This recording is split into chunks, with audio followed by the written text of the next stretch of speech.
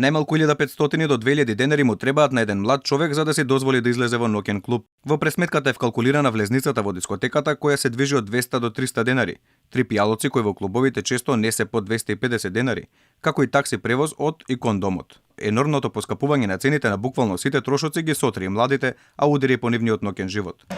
Се е поскапено, вклучувајќи и ноќниот живот. Вака диската, ноќните клубови? Да. Да? Пијачките? Дефинитивно поскапува, јас би рекол дека пијачките многу исто така поскапуваат. Да, дефинитивно сам поскапува. Од после корона одма многу беше поскапено се, генерално. И дефинитивно и ноќниот живот се гледа највише по влезниците. Ова пиењето, мислам некако има доста рипната цена.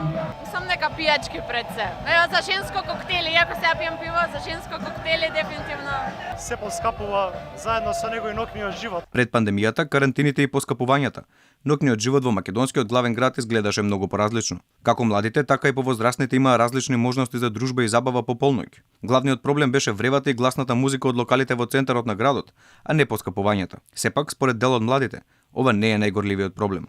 Па влезниците тие се, пијачките поскапуваат, али не е тоа фората. Фората е да има поише ствари. Сега за цената ќе се плати цената, ќе собереш пари, мислам, али проблемот е што нема кај да идеш.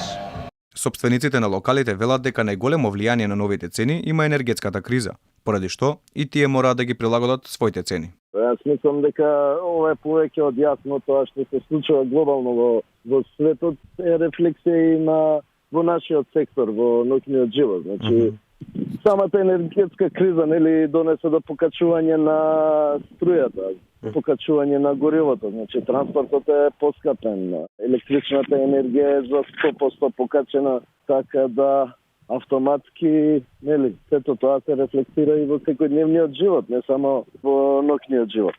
За угостителите да работат по полноќ потребни се посебни лиценци, кои што поради високите цени представуваат пречка за многумина. Па за разлика од ноќните клубови, казината и коцкарниците се отворени 24/7 и се почесто посетени од голем број млади луѓе.